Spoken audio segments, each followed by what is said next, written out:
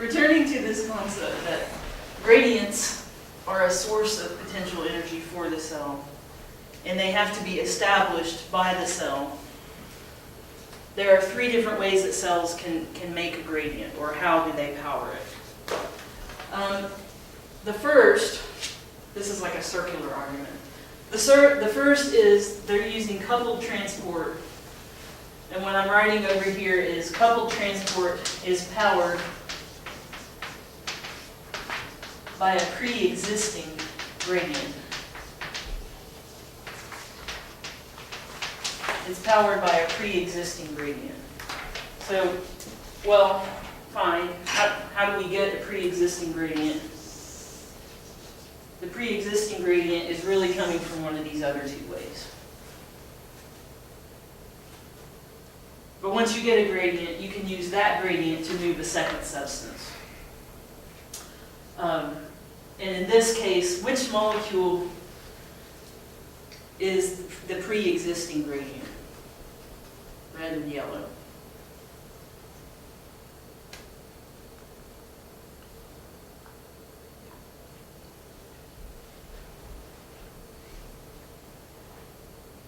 Everyone gets nervous when the camera's on. So all of these are moving yellow against the gradient. So yellow is moving that way. In this case, yellow is moving that way, powered by red going down its own gradient. An example of this is we're going to see glucose transport in the gut works this way. So you could write on here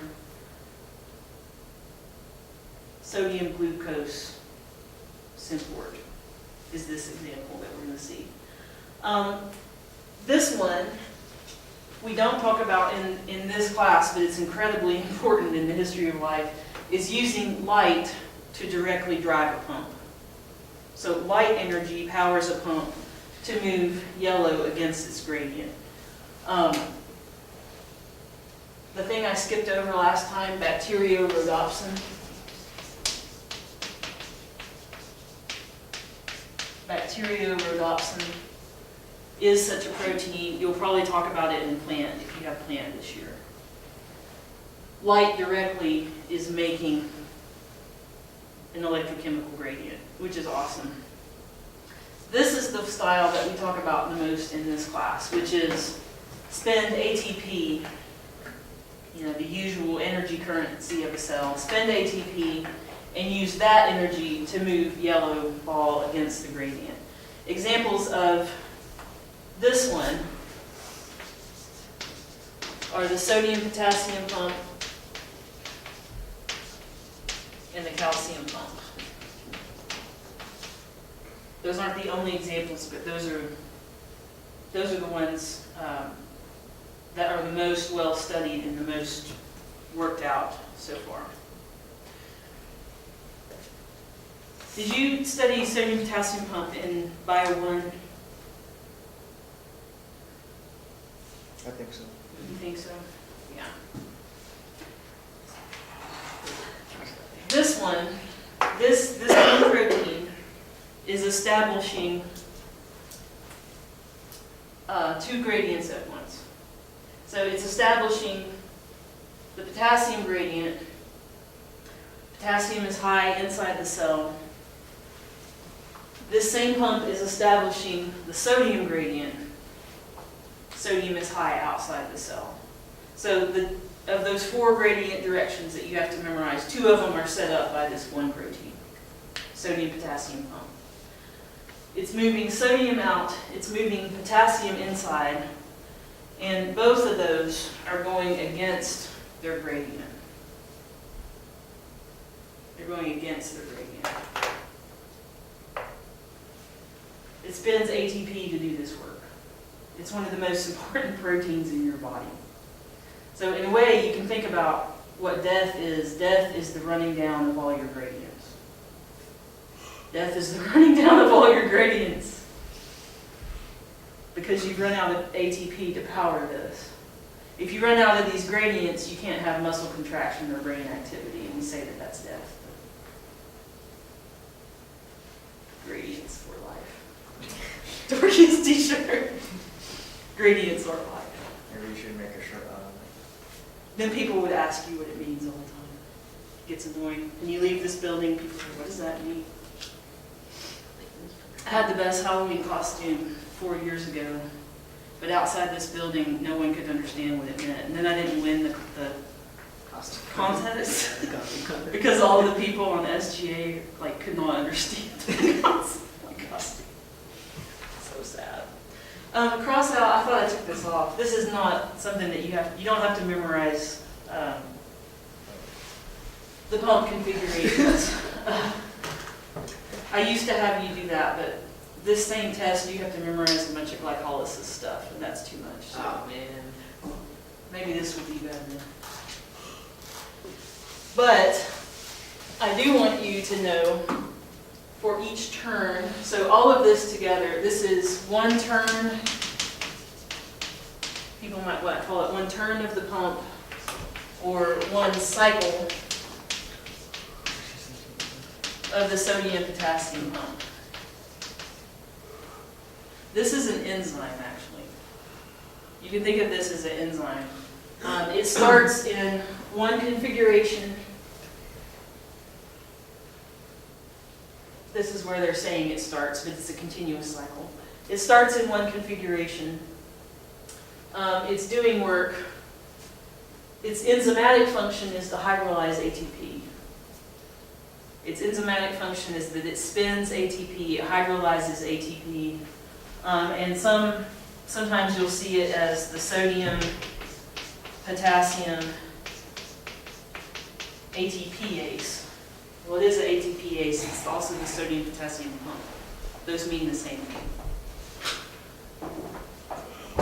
So it's spending an ATP during one cycle.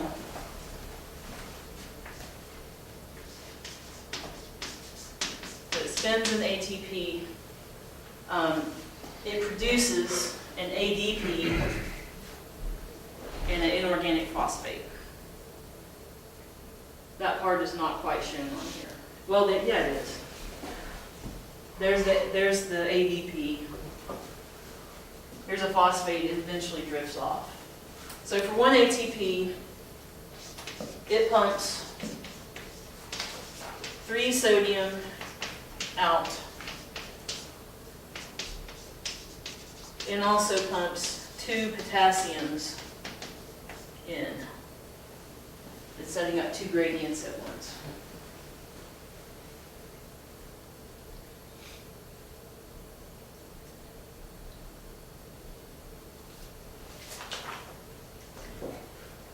So this is a lot of detail, but I want to write on here generally how does this work. Generally, how does this work? And this would be true for all pump molecules. Generally work this way. So if you're trying to move something against its concentration gradient, so if I'm going to draw the sodium gradient. So here's the plasma membrane. Hang on. I don't want to draw it with an arrow that way. I'm going to draw it in a different way. Here's the plasma membrane.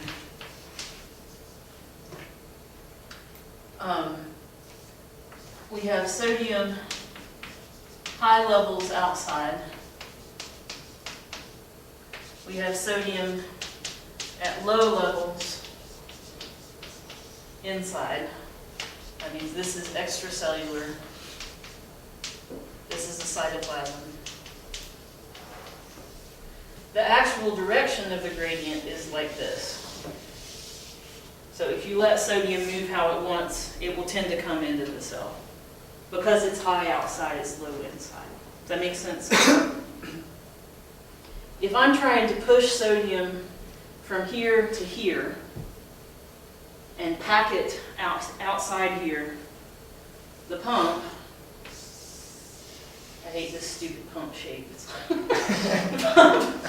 The pump has to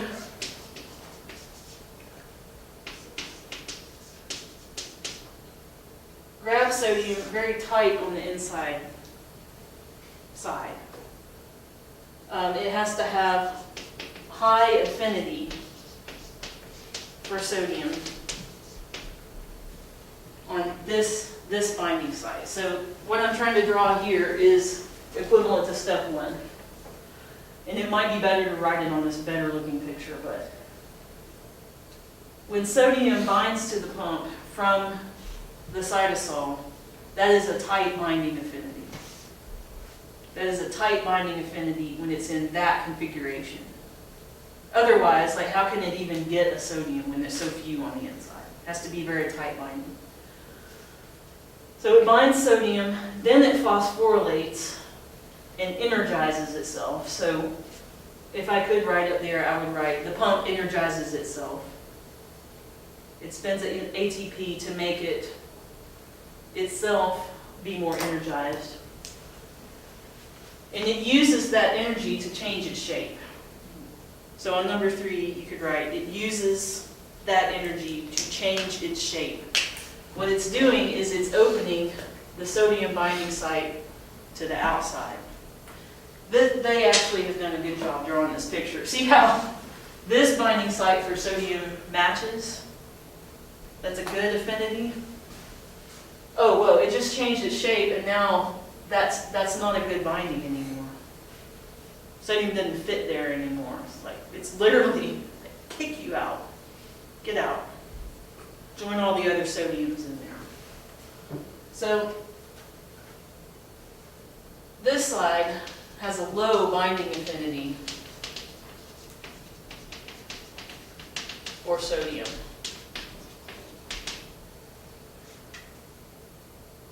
So if you pick up sodium very tightly from the inside and then do nothing to keep it, once you switch that binding site to the outside, that moves sodium against the gradient. It's a binding affinity switch. And then notice, oh, well, that now is a good shape, a good affinity to bind potassium. To grab potassium hard on the outside where it's scarce. And then it hydrolyzes this phosphate bond and changes its configuration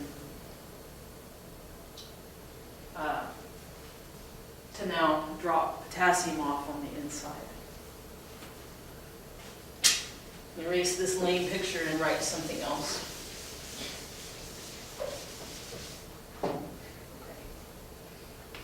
So for this pump and other ones that work similarly, the energy of ATP is actually used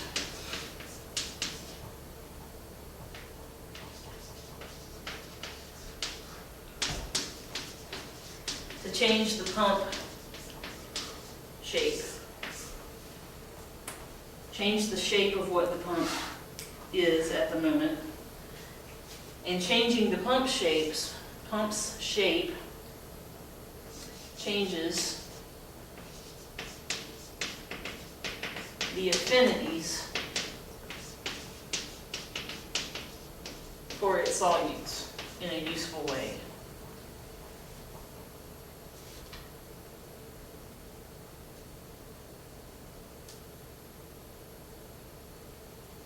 You need the ATP energy to make this protein shift its configuration. When it shifts, it happens to be shifting from good sodium binding, and the side that does good sodium binding faces the cytosol, to a configuration that's good potassium binding, which faces the outside. And when the configuration shifts, the wrong molecule will be released on the other side. This is such a cool concept. But I'm going to move on from there. How many sodiums get pumped and in what direction?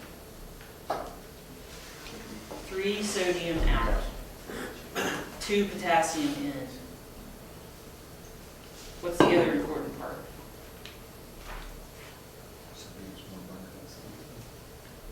Sodium is more abundant outside the cell.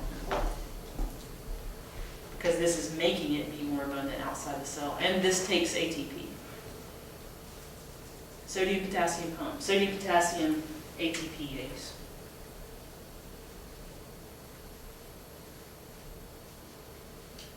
Okay, here is another picture of a different pump, but it's working in a similar manner. This one's the calcium pump, and I want you to notice on here what membrane we're looking at. What membrane is this?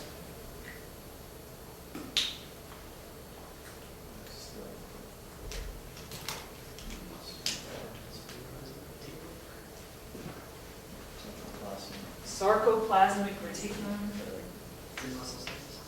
Yeah. Okay. This is the sarcoplasmic reticulum that we're looking at. The top of the screen is the lumen. The bottom of the screen is the cytosol. If you were going to draw a regular cell plasma membrane on this picture, where would it be?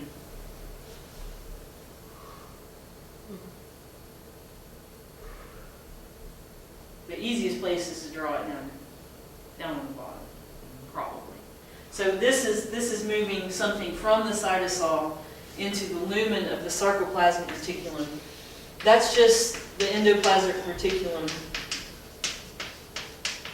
of a muscle cell. I think muscle cells get their own naming for stuff, which is kind of silly. But sarco goes with muscle. This is the ER of a muscle cell. Okay, so go back to your memorization list. Where is calcium high and where is calcium low in cells? It's high in the sarcoplasmic reticulum and outside the cell. Yeah, so you could write right up there in that white space, calcium high. Down here, calcium low. You have another set of calcium pumps that are at the plasma membrane. They're still pushing calcium out of the cytoplasm. Everybody's pushing calcium out of the cytoplasm. It's like ethnic cleansing, ion cleansing. Get out. You cannot be in the cytoplasm. You need to be in your camp or out of my country, not in the cytoplasm. The pumps, there are two sets of pumps actually. They're both pumping out of the cytoplasm. So notice here, this pump is flip-flopping between two configurations. And this one, they've drawn the actual domain structures quite nicely. So there's a place where this pump binds ATP. There's a place in the transmembrane domain where it binds two calciums at once. When ATP is hydrolyzed, so this is also an ATPase technically, when ATP is hydrolyzed,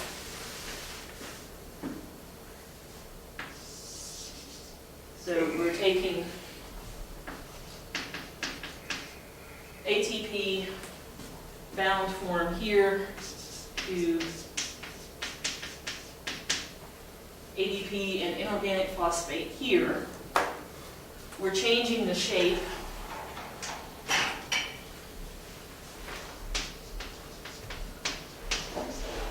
The shape changes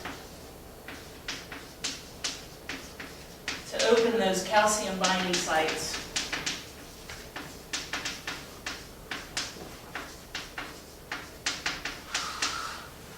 to the SR lumen side. Changing from this shape to this shape is using this energy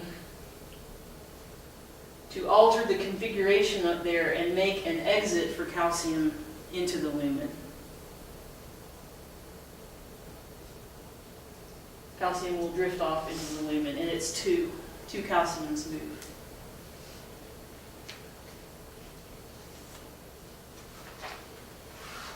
Okay, here's a question. You get the writing?